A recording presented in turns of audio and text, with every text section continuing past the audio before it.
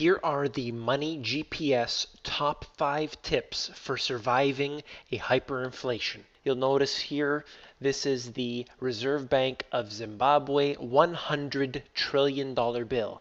This is what a hyperinflation can do to your currency. The first thing you need to do is get out of debt. Now, while this may seem counterintuitive, governments can seize possessions or more tyrannical actions during a hyperinflation. It is too risky to be in debt during a hyperinflation or a deflation. So I suggest getting out of debt immediately.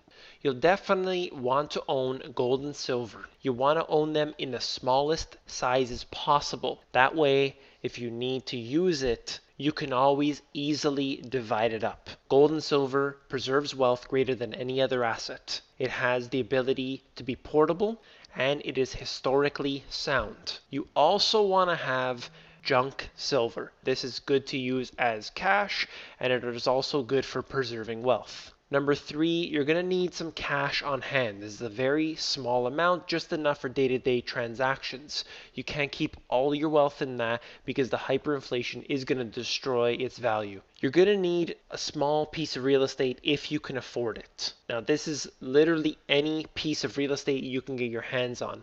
Land or an actual home. Doesn't even have to be in the greatest area. You're basically diversifying out in order to maximize your security during this hyperinflation. Some assets will do better than others. Real estate tends to hold wealth, and it tends to historically perform well during a hyperinflation.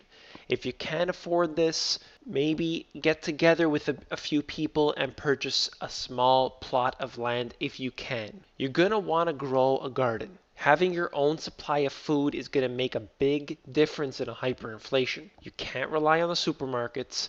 Growing the largest garden possible is going to give you an advantage over everyone else. If you don't have the space, you live in a condo, you can use a community garden, or you can pay for a spot of land in the nearby area. And you'll also want to have a storable food supply just in case. People may think they don't want to eat the freeze-dried food.